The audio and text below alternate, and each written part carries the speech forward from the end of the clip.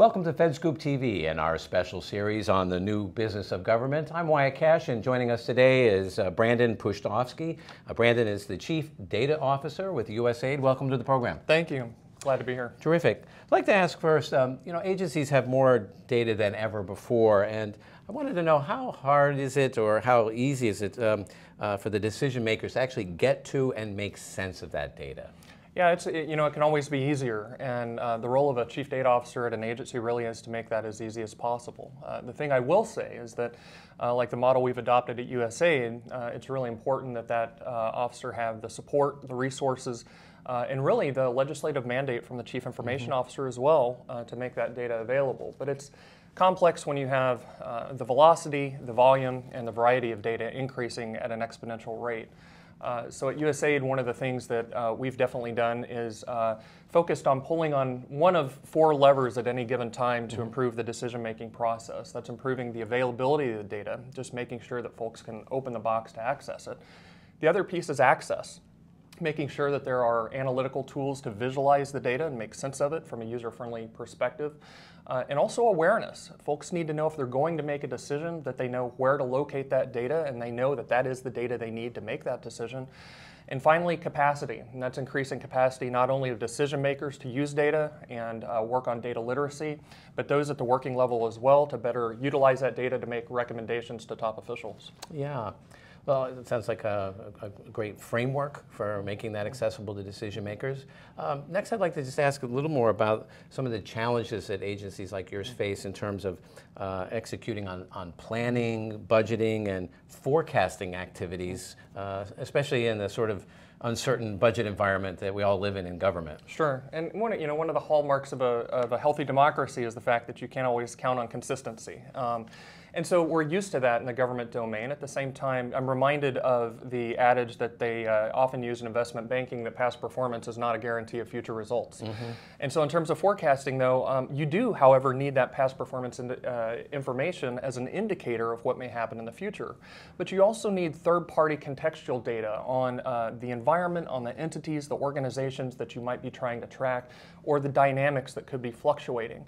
And so there's an assumption in forecasting that to produce an accurate model, you have a complete picture of the data. So that's one of the things that we certainly focus on. I'm reminded of the fact that we're just coming off of hurricane season, for example. And we've seen a lot of hurricane models, and those models increase in accuracy as the completeness of the data increases to the point that eventually it reaches a probability of 1, and the event happens based on real-time data.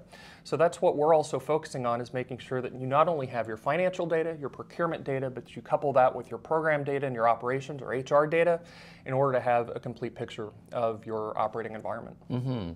Well, next, can you talk a little bit about how your agency is helping managers make more data-driven decisions around budget allocations or mission readiness, and really how to support your core customers? Sure.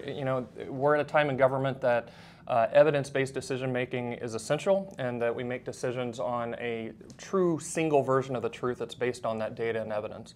One of the things we've done at USAID is created an enterprise reporting portal internally so that when we receive congressional inquiries or other inquiries from the public, we know that we have a single enterprise environment where we can query and tap into subject matter experts to render accurate information based on the query we received.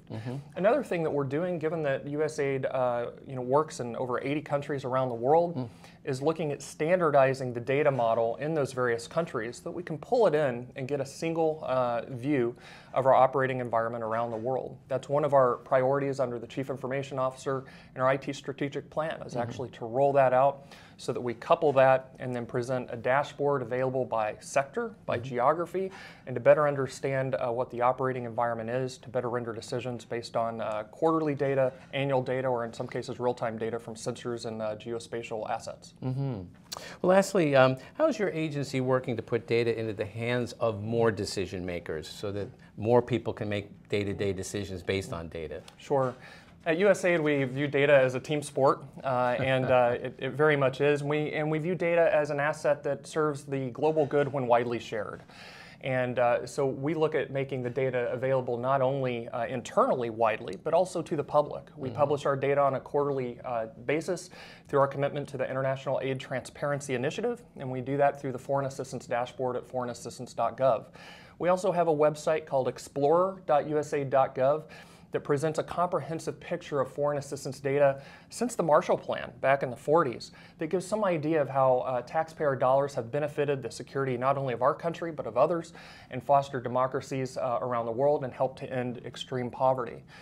As we publish that data, we continue to go through iterative processes to improve the quality and completeness of that data. I'm also excited to announce that in 2018 we'll be launching an upgrade to something we call the Development Data Library.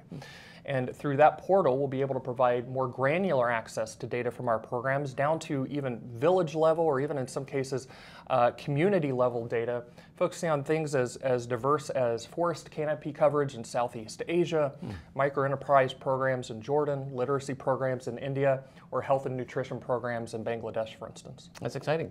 We're looking forward to it. Well, terrific. Well, Brandon, thank you so much for joining us today. Thank you for having me. Yeah, appreciate it, and also for just sharing some of your insights on managing data in this age of data explosion. So appreciate that. Glad to do it. Thank you. Terrific.